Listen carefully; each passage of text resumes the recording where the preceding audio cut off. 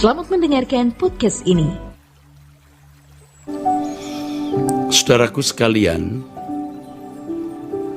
selalu diingatkan kepada saudara bahwa hidup ini pilihan.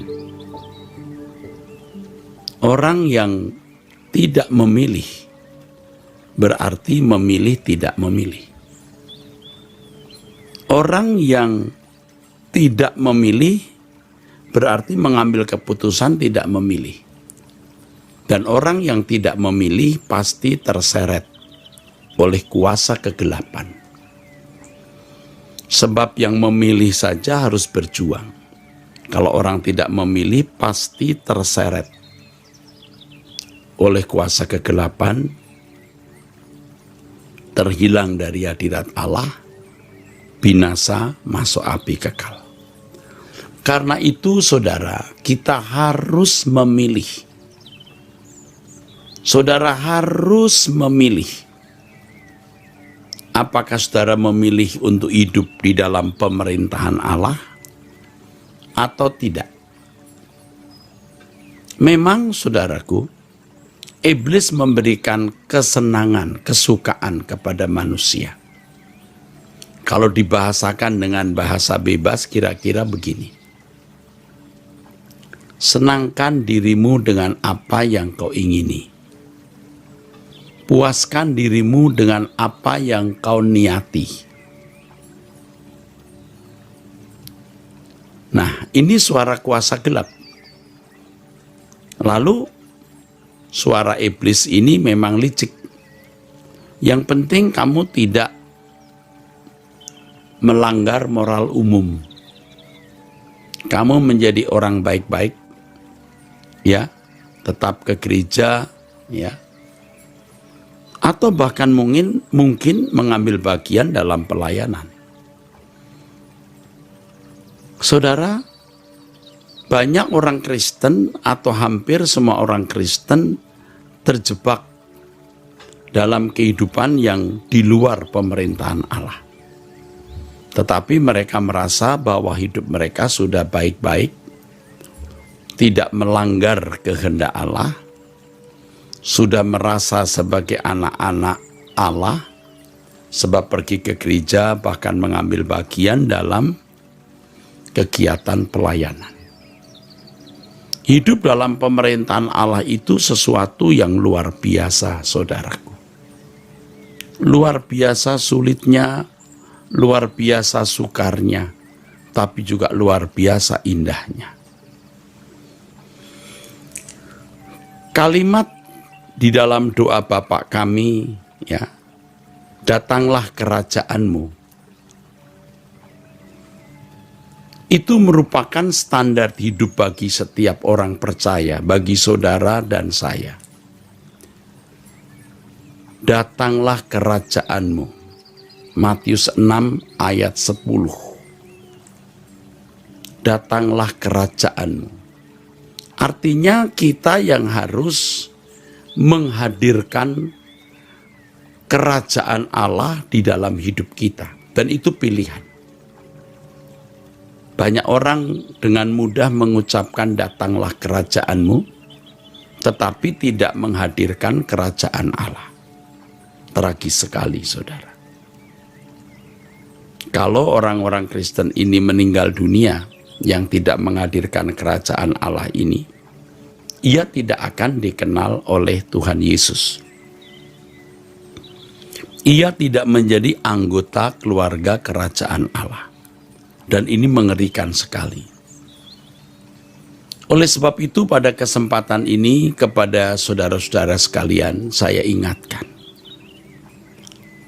Ya, sudahkah saudara memperkarakan hidup saudara masing-masing? Apakah saudara hidup di dalam pemerintahan kerajaan Allah?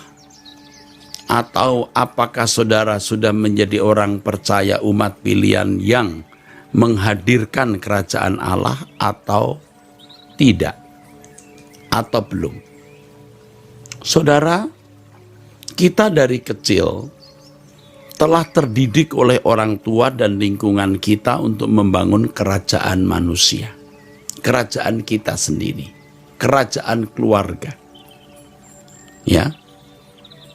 Yang karenanya kita studi, ya, sekolah, kuliah, bisnis atau bekerja, berkeluarga.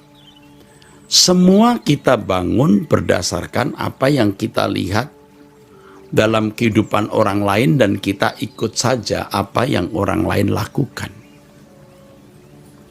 Saya tidak katakan studi, sekolah, bekerja, bisnis itu salah, saudara. Harus begitu, ya, harus begitu. Tetapi apa yang mendorong kita melakukan semuanya itu? Selalu saya ingatkan kepada saudara bahwa hidup kita ini singkat. Singkat sekali, 70, 80, 90 tahun atau sampai 100 tahun. 100 tahun itu dibanding kekekalan tidak setitik air di lautan, saudara. Masa hidup kita itu sangat singkat. Nah, kalimat ini bisa saudara tidak mengerti kalau saudara memang selama ini tidak menghayatinya. Dan banyak orang tidak menghayatinya sehingga tidak tercengkerami oleh kenyataan kedahsyatan singkatnya hidup ini. Dan kalau orang tidak menghayati singkatnya hidup ini, dia juga tidak sanggup menghayati dahsyatnya kekekalan. Singkatnya hidup ini, saudaraku, ini dahsyat. Kekekalan nanti juga dahsyat. Nah, kita harus ingat, kita memiliki durasi waktu hidup ini sangat singkat. Di singkatnya hari umur hidup kita ini, saudara, kita harus memilih. Jangan tidak memilih. Tadi sudah saya katakan banyak orang tidak memilih. Mereka memilih tidak memilih. Lalu apa yang terjadi? Hidupnya terseret oleh arus cara hidup manusia di sekitarnya. Ya sekolah, ya kuliah, ya bekerja, ya bisnis, ya menikah, ya punya anak, ya membesarkan anak, memiliki menantu, ikut merawat cucu, ya itulah wajarnya. Tetapi tidak mengerti bahwa hidup kita sebagai umat pilihan itu harus menghadirkan kerajaan Allah. Nah, karenanya kita belajar kebenaran di gereja, suara kebenaran Injil ini. Belajar kebenaran agar kita bisa menghadirkan kerajaan Allah dalam hidup kita, dalam rumah tangga kita, dalam studi karir anak-anak kita, dalam perkawinan kita, dalam bisnis kita, dalam segala sesuatu yang kita lakukan. Nah, bagaimana itu? Inilah yang akan saya jelaskan atau sedang saya jelaskan. Dalam doa Bapa kami, tadi sudah saya singgung pernyataan Tuhan Yesus, datanglah kerajaan-Mu. Datanglah kerajaan. Ini pilihan. Kita yang harus menghadirkan kerajaan Allah itu di dalam hidup kita. Nah, masalahnya bagaimana menghadirkan kerajaan Allah? Saudaraku, kita harus percaya bahwa alam semesta ini ada dengan sendirinya. Ada yang menciptakan, saudara. Alam semesta ini eksis atau ada karena ada yang menciptakan. Ya, bukan ada dengan sendirinya, tetapi ada yang menciptakan. Yang menciptakan itu adalah Allah semesta alam. Yang di dalam Alkitab, Allah semesta alam ini bernama Yahweh. Jadi Allah Yahweh atau Elohim Yahweh. Elohim dengan Allah itu sama. Allah Yahweh atau Elohim Yahweh. Dialah yang menciptakan langit dan bumi, saudara.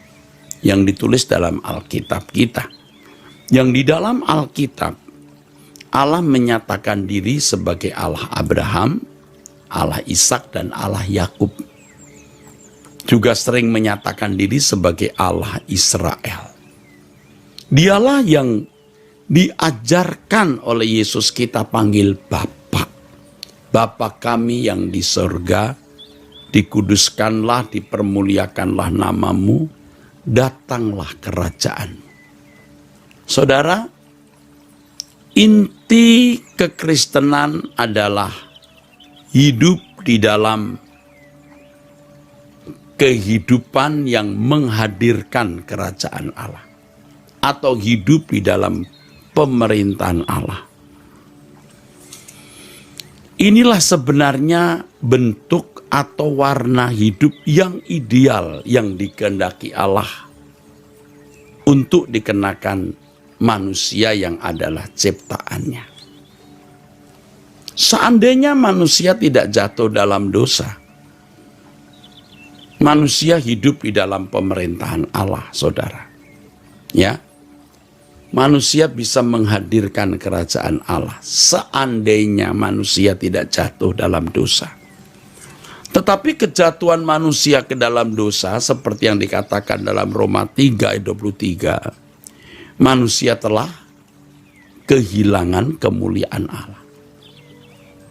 Ya, pemerintahan Allah yang dihadirkan dalam hidup seseorang itulah kemuliaan Allah.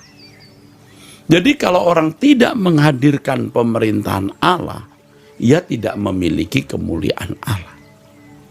Justru maksud tujuan keselamatan diberikan kepada kita, yang karenanya Yesus mati di kayu salib, saudara, agar kita menjadi anak-anak Allah yang dapat menyelenggarakan hidup sesuai dengan rancangan Allah semula, yaitu hidup dalam pemerintahan Allah.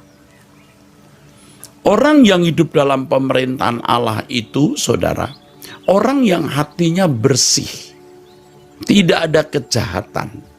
Itu yang pertama. Ya, tidak usah muluk-muluk menjadi pendeta atau aktivis. Hati kita harus bersih. Tidak boleh ada kejahatan sekecil apapun. Tidak boleh ada benci, dendam, cemburu, sakit hati. Orang yang begitu tidak bisa hidup dalam pemerintahan Allah. Orang yang hidup dalam pemerintahan Allah adalah orang yang mengasihi sesamanya. Seperti yang dikatakan di dalam firman Tuhan, ya saudara, di Injil Matius, ya, di dalam Injil Matius dikatakan di dalam firman Tuhan, kasihilah Tuhan Allahmu dengan segenap hati, segenap jiwa, segenap akal budi, dan kekuatan. Kasihilah Tuhan Allahmu. Dan hukum yang sama seperti itu, kasihilah sesamamu manusia seperti kamu mengasihi dirimu sendiri. Orang yang hidup dalam pemerintahan Allah itu selalu membersihkan diri, saudara, dari kebencian, dendam, sakit hati, cemburu, kepahitan, saudara. Jadi kalau saudara membaca di dalam Matius pasal 22 ayat 37 sampai 40, ini hukum yang terutama dalam hukum Taurat. Kasihlah Tuhan Allahmu dengan segenap-segenap tadi, hati, jiwa, akal budi, ya, dan mengasihi sama seperti diri sendiri. Orang yang tidak mengasihi sesama seperti diri sendiri, orang yang tidak bisa hidup di dalam pemerintahan Allah. Orang yang tidak mengasihi Tuhan dengan segenap hati, tidak bisa hidup dalam pemerintahan Allah. Jadi ketika kita berkata datanglah kerajaanmu, saudara harus memilih untuk tidak mencemari pikiran dan hati kita dengan sesuatu yang busuk, Yang busuk itu tadi sudah saya katakan, ya, kebencian, dendam, sakit hati, tidak mengampuni orang, cemburu. Nah itu saudara, nanti tambah lagi kesombongan, gila hormat, dan orang-orang seperti ini pasti semena-mena terhadap sesama. Nah orang seperti ini memerintah dirinya sendiri. Ia tidak hidup dalam pemerintahan Allah, tetapi memerintah dirinya sendiri. Ini bisa kita lakukan, saudara. Bukan tidak mungkin untuk dilakukan. Sebab Tuhan tidak mungkin memberi hukum yang kita tidak bisa lakukan. Nah, banyak orang tidak mempersoalkan hal ini, ya, karena memang tidak mau serius berurusan dengan Allah. Tidak mau menghadirkan pemerintahan Allah ini orang yang tidak mau berurusan dengan Allah. Orang yang mau suka-suka sendiri. Tetapi kalau kita mau hidup dalam pemerintahan Allah, kita harus memanage, mengelola perasaan kita, mengelola batin kita. Ya.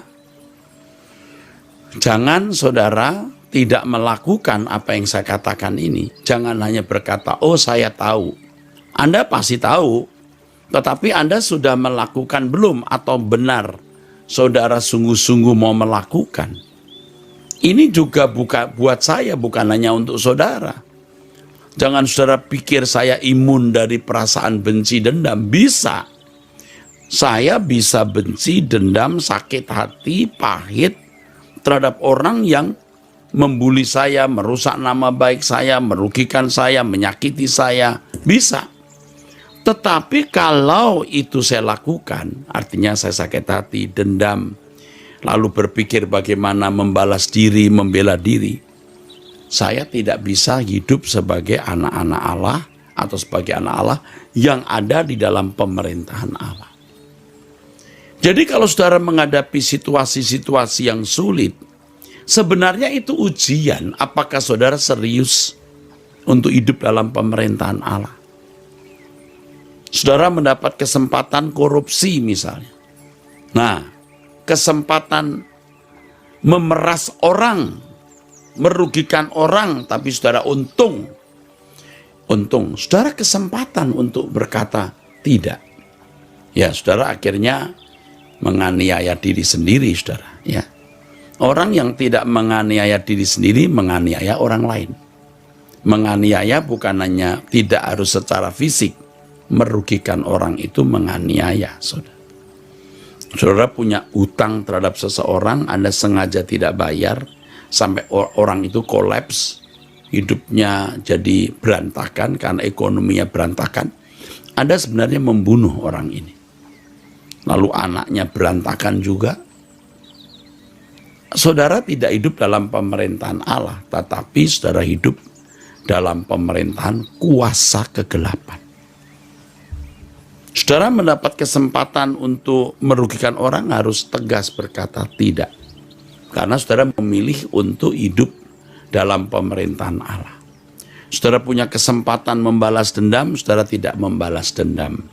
Saudara punya kesempatan untuk mencemarkan nama baik orang, saudara tidak mencemarkan. Saudara memiliki kesempatan untuk membela diri, saudara diam. Memilih diam. Daripada nanti semua jadi kacau, ribut, tidak menjadi berkat, diam.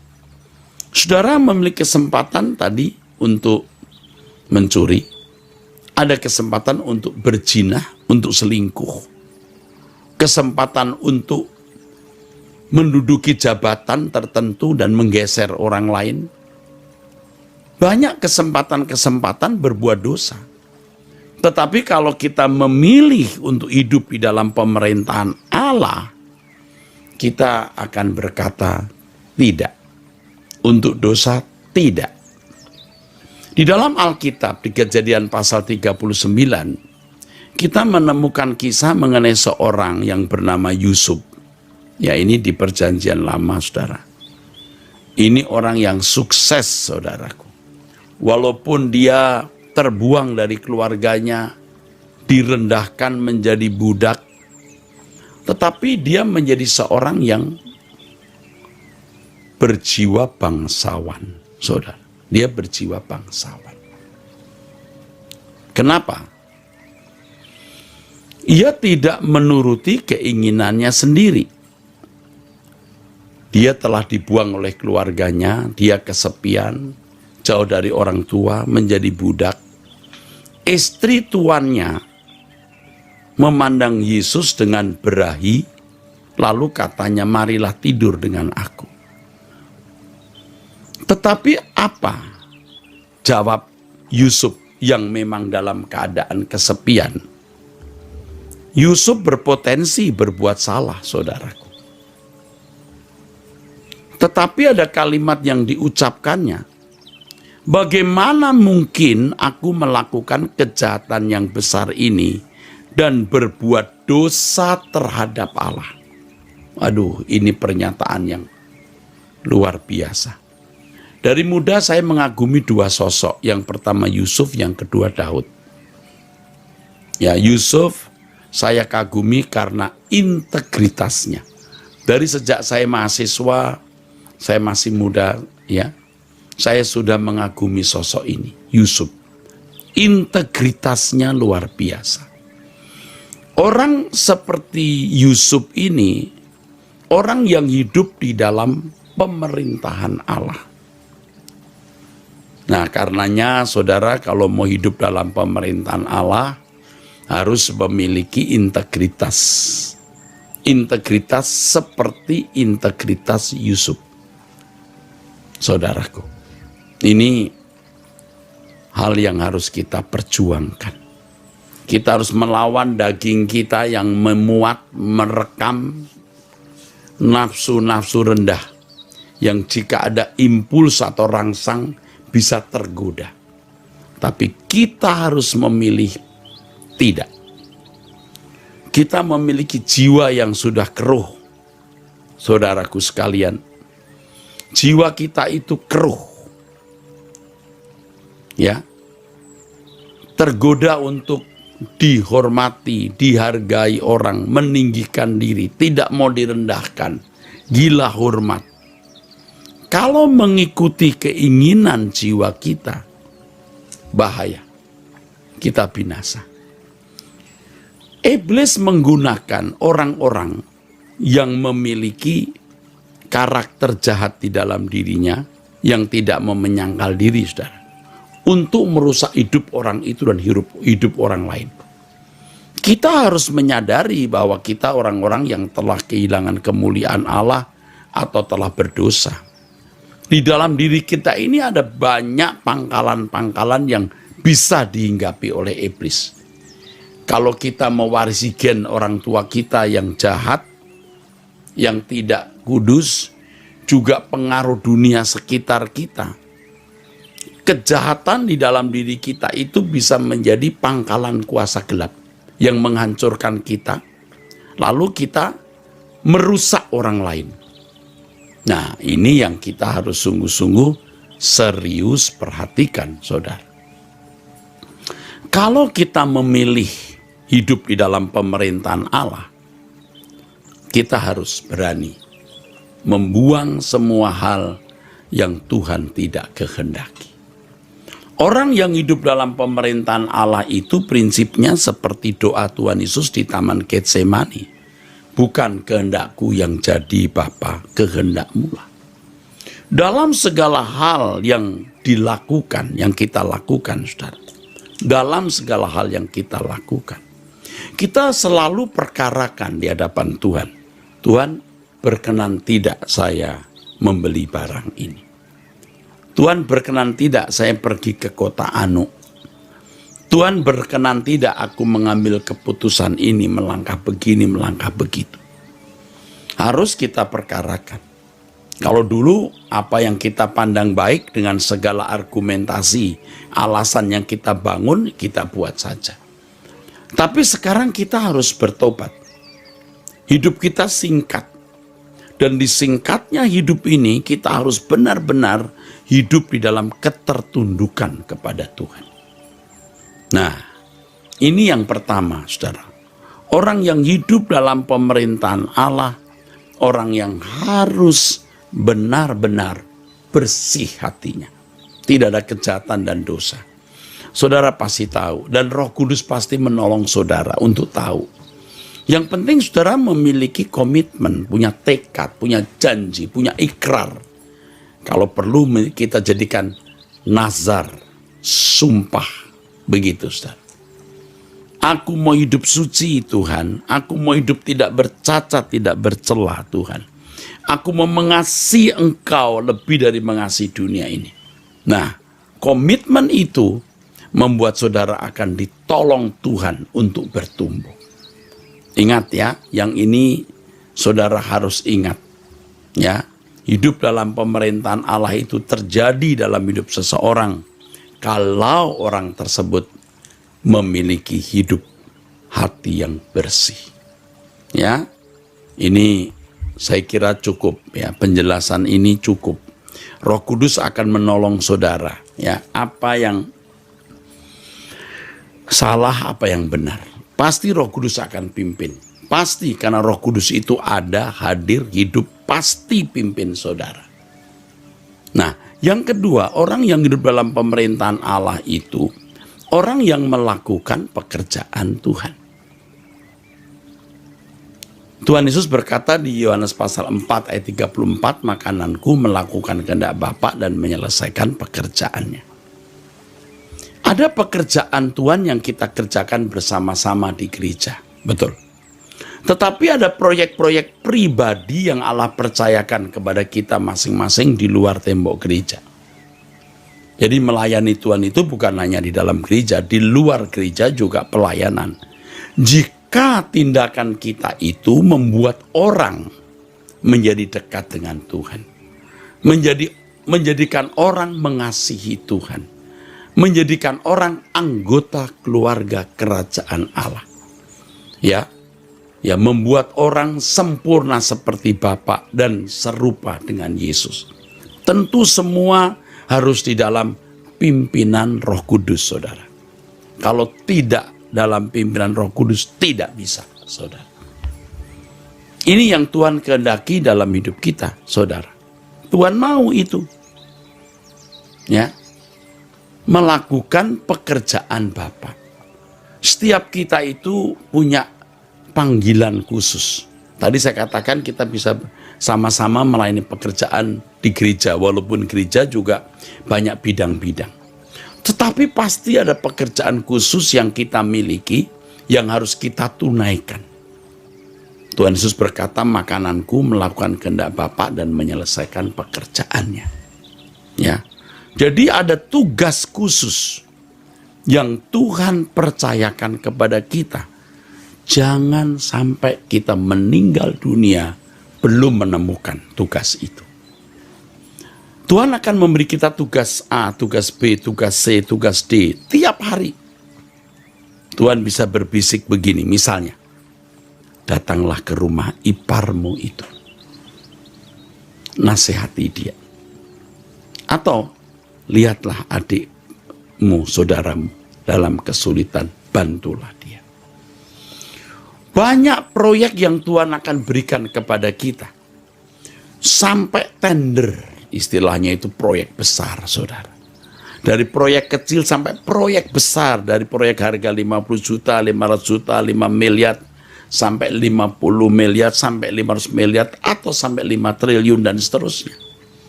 Jadi jangan mimpi saudara dipercayai Tuhan untuk pekerjaan besar kalau saudara tidak hidup di dalam kesucian. Karena ini mutlak, hidup dalam pemerintahan Allah, hidup dalam kesucian. Dan kemudian kita harus menerima proyek-proyek yang kita pandang sederhana. Tetapi itu tidak sederhana. Dengan memenuhi proyek-proyek tersebut, Tuhan akan memperbesar kapasitas diri kita dan mempercayakan kepada kita proyek-proyek besar. Sebenarnya orang tidak perlu ya teriak-teriak, Tuhan pakailah aku, Tuhan pakailah aku. Tuhan itu mau pakai kita, saudara. Tuhan lebih bergairah, lebih bersemangat memakai kita daripada kita sendiri. Tuhan pakailah aku. Tuhan berkata, aku serius memakai kamu. lebih semangat dari kamu sendiri. Masalahnya kamu bisa tidak kupakai. Sebab yang dipakai Tuhan harus hidupnya bersih, saudaraku. Harus hidupnya bersih. Itu baru. Ya, orang yang hidupnya tidak bersih tidak bisa dipakai Tuhan, saudara. Alkitab berkata bahwa ada banyak perkakas di dalam rumah. Tapi perkakas yang terbuat dari emas dipakai untuk hal-hal mulia. Nah, kelasnya beda. Makanya makin seseorang hidupnya bersih, pasti makin dipakai. Khotbahnya berkuasa mengubah orang. Doanya berkuasa sehingga mujizat terjadi. Dan seterusnya. Ingat kekudusan dulu. Ini terus saya sampaikan. Ya, jangan saudara bosan dengar ini. Karena setiap hari kita selalu periksa diri kita. Kalau ada hal yang tidak patut, kalau ada hal yang salah yang kita lakukan. Dan tentu kita harus bertobat. Jadi itulah saudaraku sekalian, kalau seseorang hidup di dalam pemerintahan kerajaan Allah, saudara, itulah. Ya, hidup di dalam kesucian, jangan suka-suka sendiri, lalu menemukan tugas yang Allah berikan kepada kita masing-masing, tugas yang harus kita tunaikan. Dari tugas kecil, tugas sederhana, sampai Tuhan akan memberikan tugas-tugas besar. Dari proyek-proyek sederhana, proyek-proyek kecil, sampai tender besar. Saudaraku, kita harus ngotot dan bertanya, sudahkah aku hidup dalam pemerintahan Allah? Kalau saudara belum yakin benar, saudara harus meratap dan mencari Allah. Sungguh sudahkah aku hidup dalam pemerintahan Allah ya? Kalau belum, tolong aku ya Tuhan. Aduh, tolonglah aku. Kita yang harus meminta-minta dan sungguh-sungguh berjuang untuk itu. Kita tidak boleh, saudaraku, anggap ini main-main. Jangan merasa sejahtera sebelum saudara benar-benar hidup dalam hidup yang bersih di hadapan Allah. Ya, sebelum saudara hidup bersih di hadapan Allah, jangan merasa sejahtera. Dan sebelum saudara yakin tugas apa yang Tuhan percayakan kepada saudara, belum tahu, Anda harus tidak sejahtera. Kita merasa kurang tenang. Kita mempertanyakan kepada Tuhan, Tuhan, apakah masih ada salah dalam diriku yang kulakukan? Saudara harus bertanya begitu. Apakah masih ada kesalahan yang masih kulakukan? Apakah ada dosa atau kesalahan yang masih kulakukan? Dan jika Tuhan memberikan saudara penerangan, pencerahan, saudaraku, saudara harus benar-benar membereskan dosa itu di hadapan Allah. Lalu kemudian saudara melihat apakah saudara sudah mengambil bagian di dalam pemerintahan kerajaan Allah atau pelebaran kerajaan Allah, saudaraku sekalian. Ditanyakan, nanya serius, apakah aku sungguh-sungguh sudah ya? Sudah belum ya? Itu harus saya tanyakan. Sampai yakin betul, bahkan saudara aktivis harus tanya itu. Tadi saya sempat singgung, saudaraku ya. Biar saya pendeta juga, saya bisa punya agenda pribadi di dalam pelayanan itu. Dan itu berarti saya tidak hidup dalam pemerintahan Allah yang benar. Aduh, ngeri saudara. Makanya saya masih tanya, Tuhan apa yang harus kulakukan? Ya benar, saya ketua STT Ekumene, saya gembala sinode, saya juga gembala senior, saudara. Tetapi saya ingin tahu hal spesifik apa yang Allah kehendaki untuk kulakukan. Tentu berjuang untuk hidup suci, yaitu perjuangan kita hari-hari. Jaga mulut, jaga pikiran, jaga perbuatan, itu pergumulan kita setiap hari. Harus bersih di mata Tuhan. Maka kan ada lagu yang saya gubah, ya, ajarku menjaga hati dari semua yang tak kau ingini, agar hidupku bersih di matamu. Ajarku menjaga hati dari semua niat benci. Ini masih jadi pergumulan kita. Saudara jangan berhenti bergumul untuk mencapai tingkat-tingkat kesucian yang lebih tinggi, makin hari lebih tinggi. Karena firman Tuhan mengatakan, kuduslah kamu sebab aku kudus. Setelah itu temukan apa proyek-proyek yang Tuhan percayakan kepada saudara untuk saudara penuhi, saudara lakukan. Jika belum ya, saudara harus takut.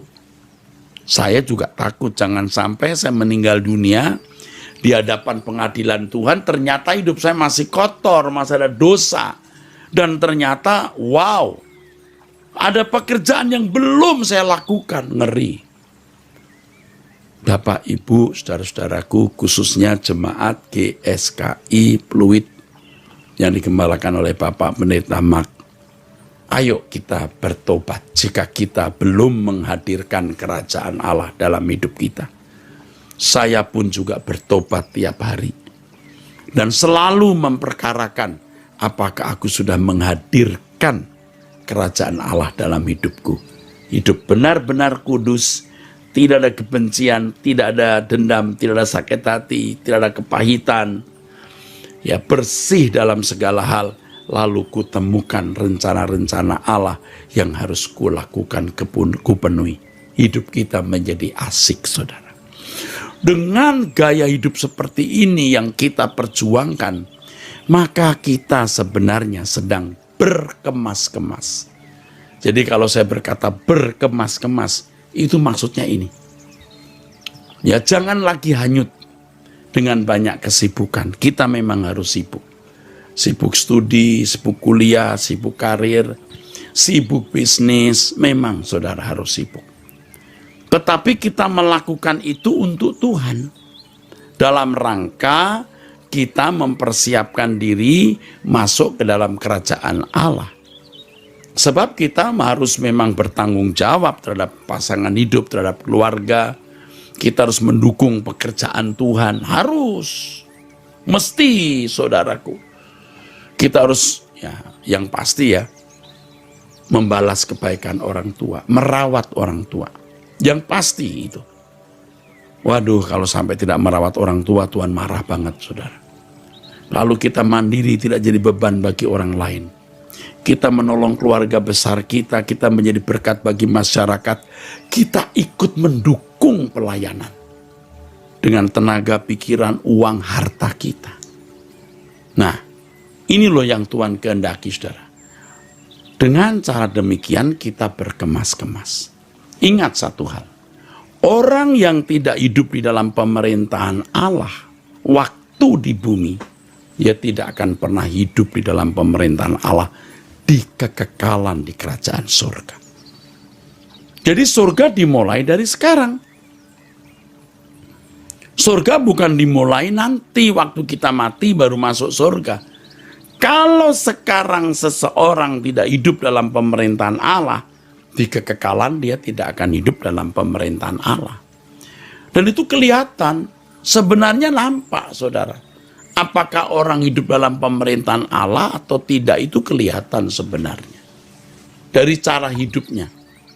Kalau orang suka-suka sendiri, mau ngomong apa yang ngomong, ya, terhadap orang dia semena-mena, menyakiti orang, merusak nama baik orang, menjahati orang, memfitnah orang, tidak hormat orang tua, merugikan sesama.